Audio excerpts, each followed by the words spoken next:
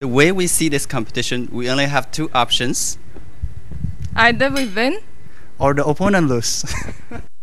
So our vision for this foundation is to bringing hope to people in need. And we have identified its mission to promote innovation and entrepreneurship and to provide relief and assistance to impoverished farmers in Chinese villages.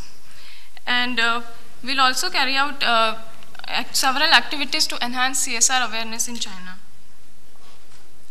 So the Yangshan Foundation structure will be, we have basically identified two main focuses, the first being innovation and entrepreneurship promotion, and the second is the poverty relief.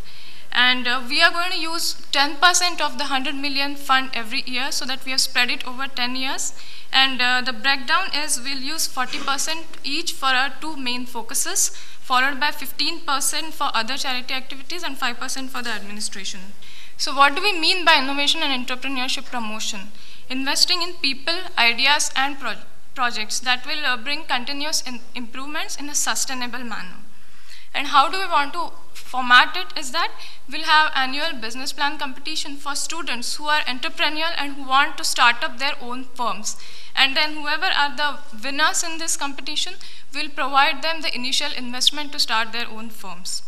Our precondition is that their business idea should be related to IT, energy, environmental protection, or agricultural development. So Dylan will explain our next focus, which is the Starlight Village project. Thank you, Shweta. And let's move on to the other focus of our foundation, which is poverty relief. So the objective of this Starlight project is very simple, which is to help villagers in remote and poor areas to improve their living standards.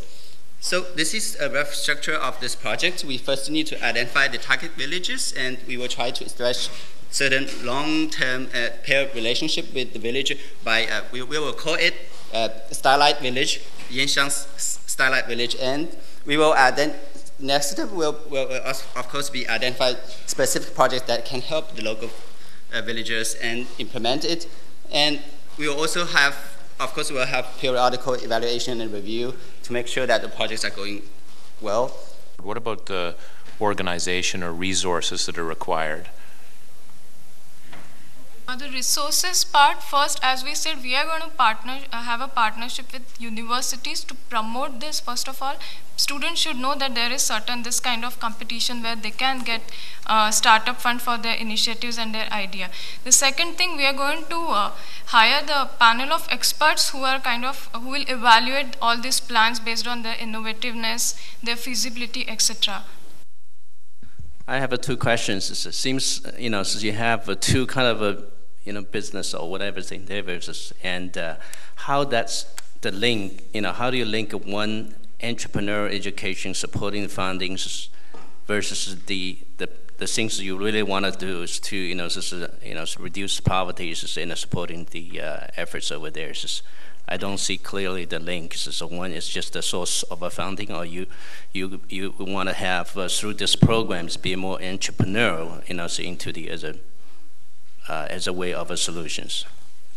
Look at these two different issues. They are different, but in terms of entrepreneurship, we also can provide fund to help the farmers to start up their business. This is also kind of entrepreneurship, but in terms of the nature, we would say that we admit that there are two different issues, but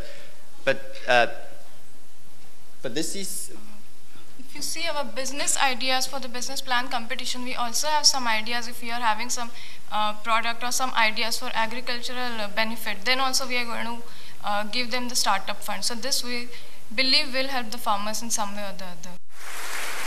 I think our presentation is the most structured and organized presentation, but in the way of presentation, probably not the best.